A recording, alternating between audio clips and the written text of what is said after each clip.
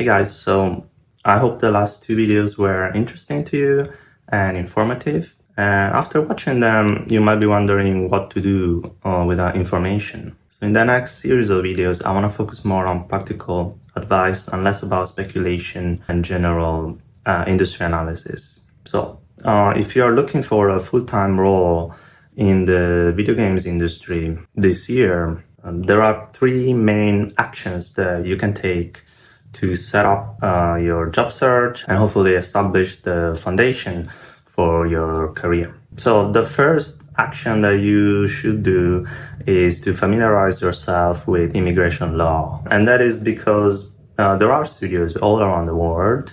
So in short, what that means is that based on your passport or your citizenship, simply go on your government's website and check what are the countries that you are eligible to work in. And this is exactly one of the requirements when you apply for jobs that the company wants to know about. So whenever you see that message of are you eligible to work, you need to know exactly how to apply to that. And if you speak to a recruiter, they're not going to do this research for you. So based on, again, either your country, the country you're from, or your passport, you need to know the rules. So I will start with the big three: USA, China, UK.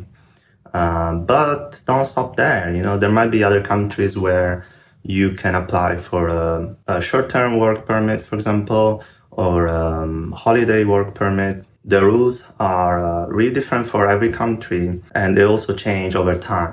So this is not something that you look up one day and then you forget about. You need to be up to date with this. Even if you are from one of these countries with a lot of game studios, I think it really doesn't hurt to have a more global idea of what the opportunities are around the whole world. So this is really a big hurdle. It can be a big hurdle for many people.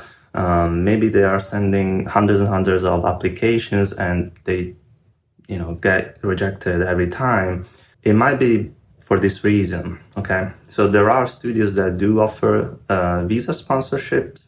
So for them, it's really not a problem to pay some extra money to onboard somebody from a different country. But these offerings are getting increasingly rare from my experience, from what I've seen. And the reason for this is because if a studio is willing to sponsor somebody, essentially this means that they can wait. So that role doesn't need to be filled in immediately. They might have 6 months or even a year before they need that person on site.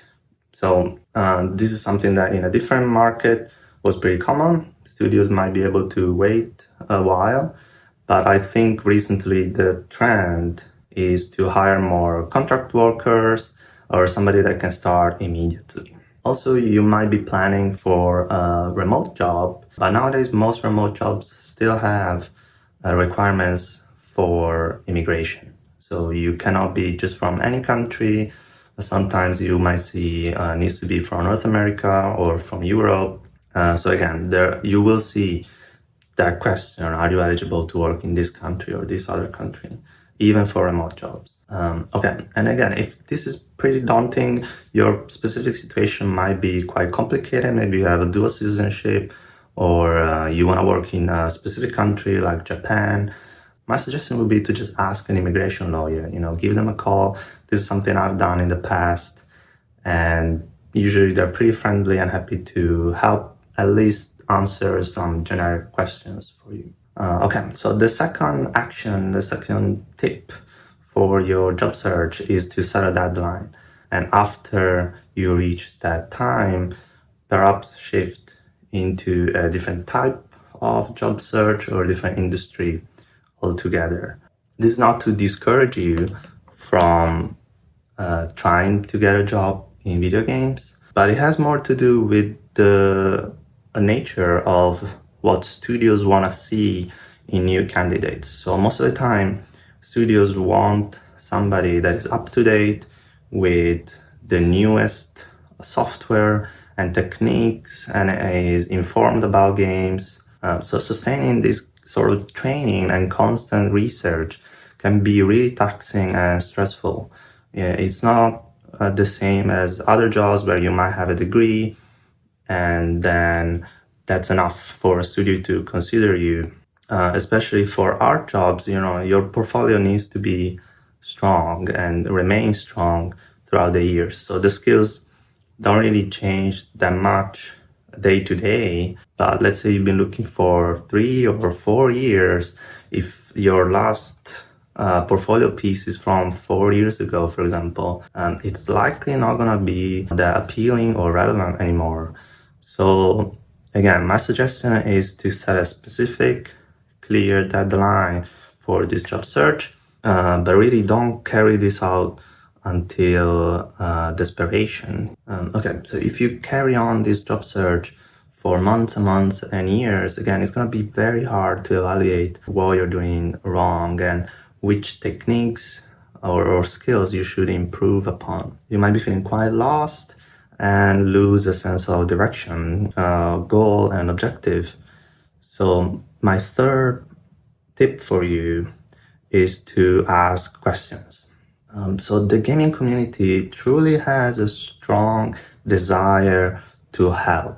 This might be rooted in mansplaining or something like that, but for your objectives, take advantage of this. Really, you will find most game developers are really happy to help, lend a hand, and they want you to be hired as well. So in practice, what you should do is really just message other professionals, perhaps just message people that have a job still, and just ask them for advice. So you could literally ask just, I want to work for this company, how can I do that? You can start there, like pretty generic, and then based on your experience, this can evolve into longer conversation, mentorship perhaps, but please do follow this step. The only thing that is stopping you is probably just being a bit shy, but really we are all shy. Like 99% of game developers are really shy and introverted. So don't let that emotion stop you from connecting with people, joining communities, and asking questions. And then eventually you realize truly everything you need to know is just one question away. And please don't resort to just ChatGPT, What you really need is probably not just information. That's the reason why I'm making this video, because the past 2 videos were just information, pure information. But what you can get from talking to a real person are actions. So taking actions, committing to reaching a certain objective, and then perhaps after a week or 2 weeks, checking back, seeing if you are progressing in the right path. So you might be wondering, well, if this third tip is so powerful and so effective, why didn't I just ask questions to get into the games industry? But actually I did.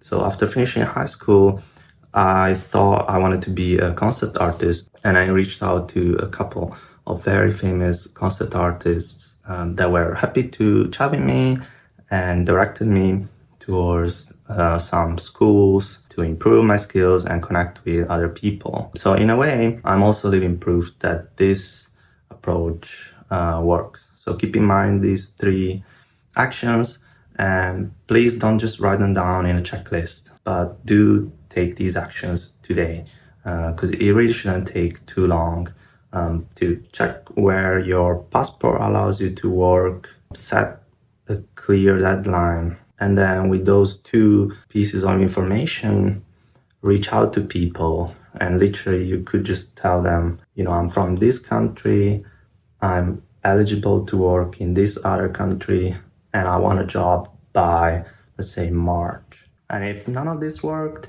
tune in next time where I will cover some tips about freelancing.